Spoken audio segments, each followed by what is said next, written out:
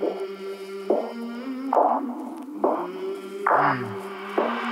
came from the mud, there's dirt on my hands. Strong like a tree, there's roots where I stand. Oh, I've been running from the law. Hope they won't shoot me down soon.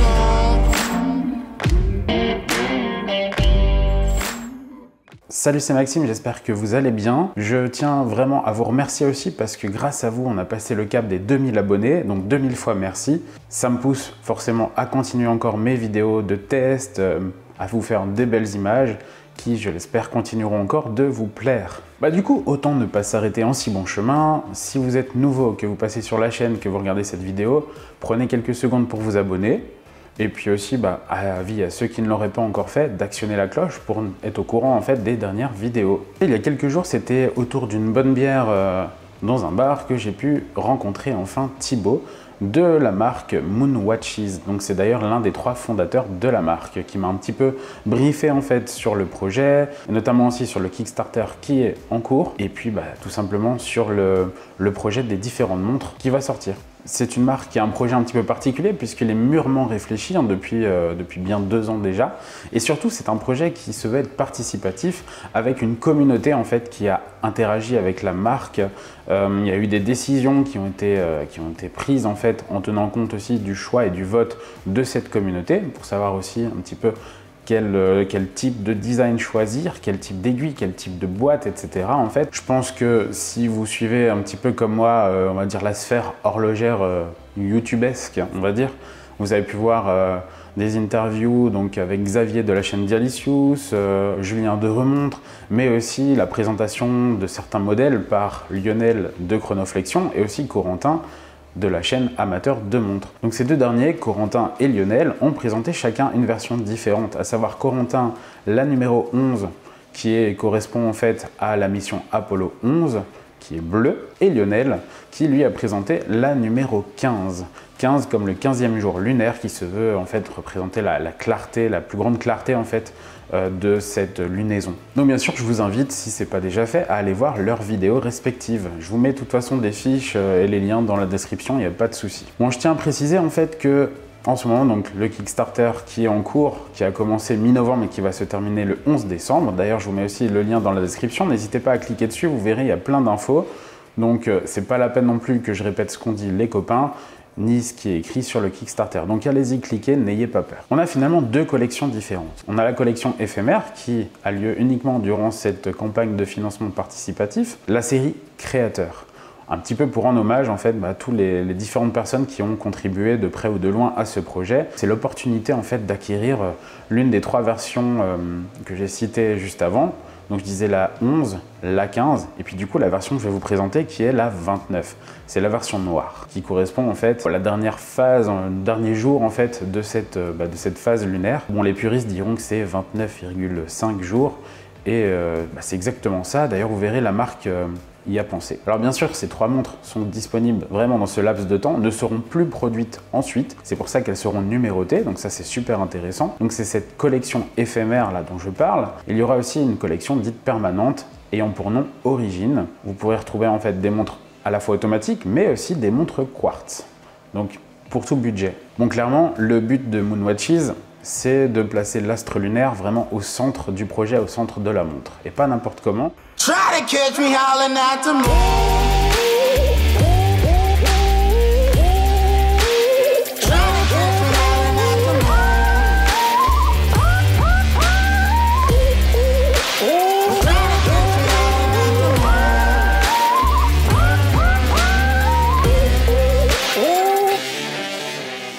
Je dois dire qu'ils ont vraiment fait un sacré coup parce que vous n'aurez pas ce même design ailleurs. Ils se sont vraiment creusé la tête en fait pour nous sortir un résultat mais juste magnifique.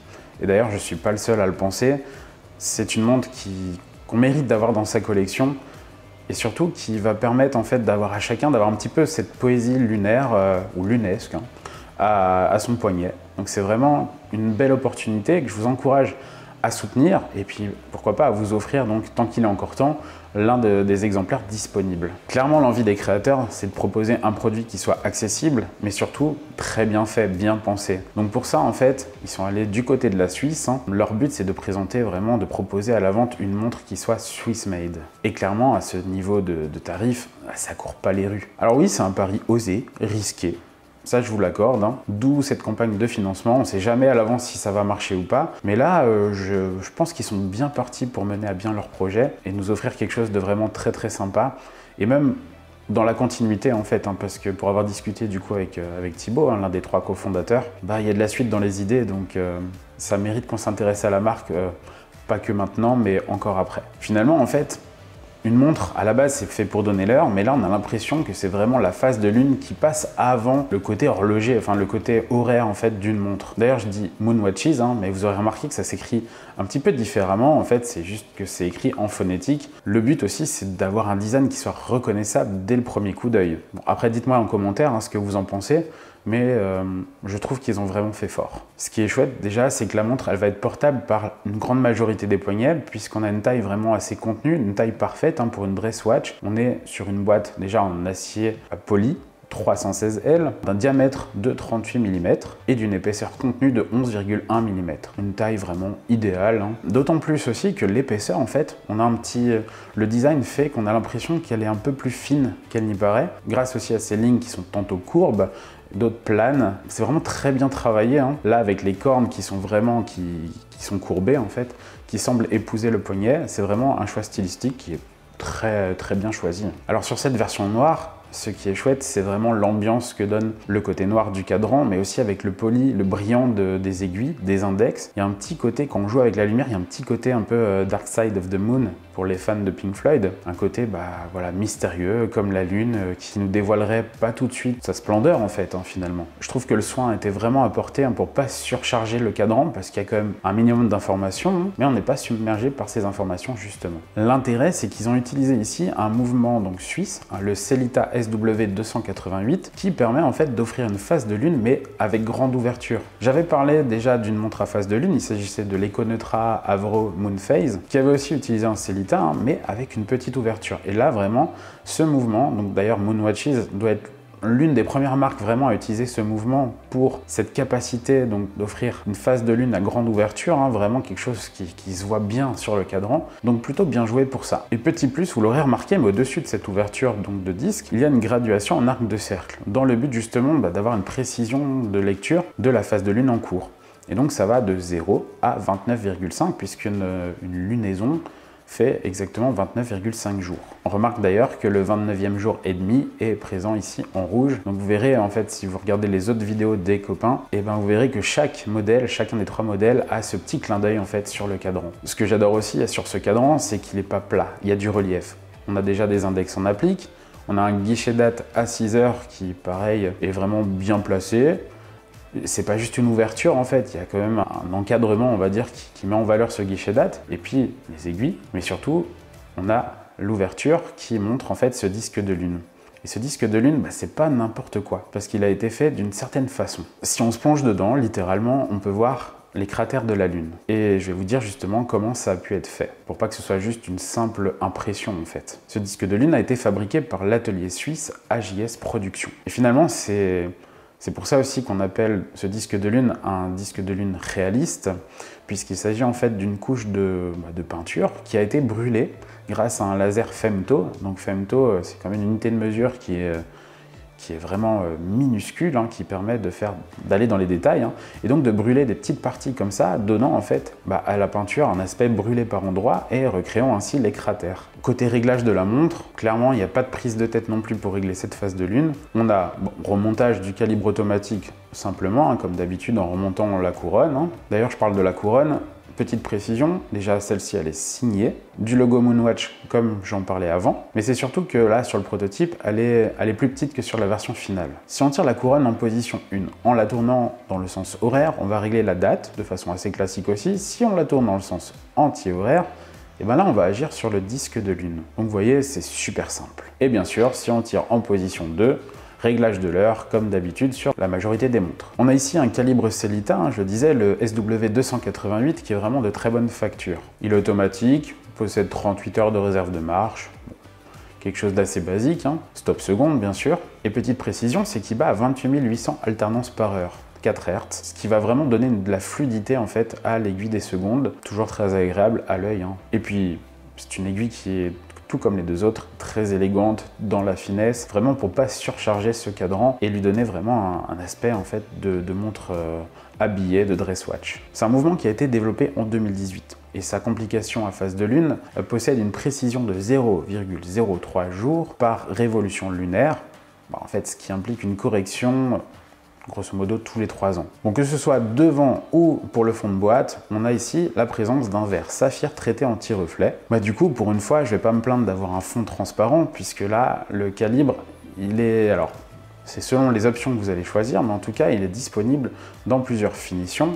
Et là, en l'occurrence, sur le prototype que j'avais, il s'agit de la finition la plus élaborée, la plus soignée. Et là, clairement, ça fait plaisir de pouvoir admirer ce mouvement. Le clou du spectacle, c'est clairement la masse oscillante. Petite précision, elle sera dorée dans la version finale. Ici, c'est plutôt de l'or rose, que moi, personnellement, je préfère, mais elle sera dorée, or jaune, dans sa version finale. C'est pas pour rien que je dis que cette masse oscillante est vraiment le clou du spectacle, puisqu'elle a été décorée par des gravures, toujours au laser femto, donc vraiment de la précision, mais on a des motifs qui sont issus du tarot de Marseille, et pas n'importe lequel, puisque les créateurs de Moonwatches se sont inspirés de la carte La Lune 18 du jeu de tarot de Marseille, donc dessinée par Jean Dodal au XVIIe siècle. Ça remonte un petit peu. Je ne sais pas ce que vous voulez que je vous dise de plus, mais en tout cas par rapport au prix demandé, sachant que le Kickstarter vous propose aussi des montres à grosso modo moins 35% par rapport au prix final, là ce serait dommage de se priver de cette finition là. Bon, je précise aussi que la marque a choisi délibérément d'offrir des prix qui soient assez bas. Leur but en fait c'est surtout de financer déjà la partie recherche et développement passée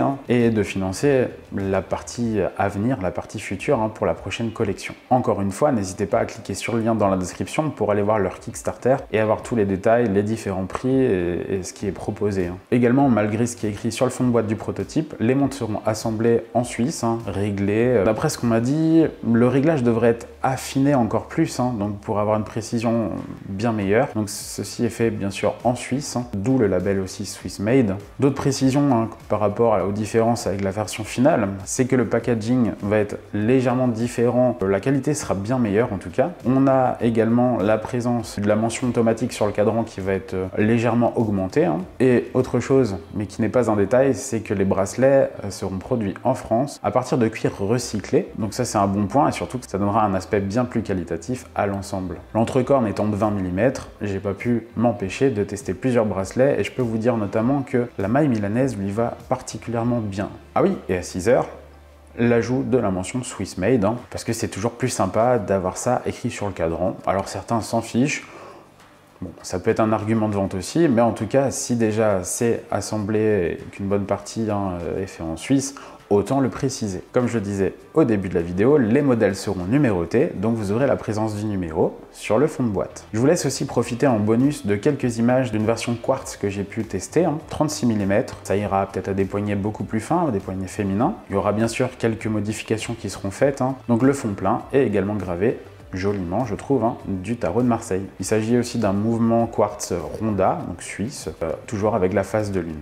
Dépêchez-vous de commander, vraiment, parce que ça part quand même assez vite. Vous avez jusqu'au 11 décembre pour faire votre choix. À vous de choisir donc votre configuration, choisir vos options, mais en tout cas, allez, faites-vous plaisir. Moi, si je pouvais choisir, je choisirais forcément donc la même version que j'ai pu tester, à savoir avec le fond transparent, le calibre élaboré, la finition vraiment au top et surtout la masse oscillante gravée du tarot de Marseille qui est magnifique. Donc, concernant les tarifs, vous verrez, ça démarre à partir de 280 € pour la version quartz et 920 € pour la version automatique, sachant que les plus bas tarifs, eux, ils ont déjà été achetés. Je remercie en tout cas Thibaut pour sa confiance et puis le prêt de la montre aussi pour ce test. Bravo à vous Moonwatches pour ce projet de fou. C'est vraiment top ce que vous nous proposez là. Je vous souhaite vraiment beaucoup de succès et puis j'ai hâte de voir la suite aussi. Dites-moi en commentaire si ce genre de montre vous intéresse, tout simplement. Et surtout, laquelle de ces 3 versions a votre préférence. On se retrouve bientôt dans une prochaine vidéo.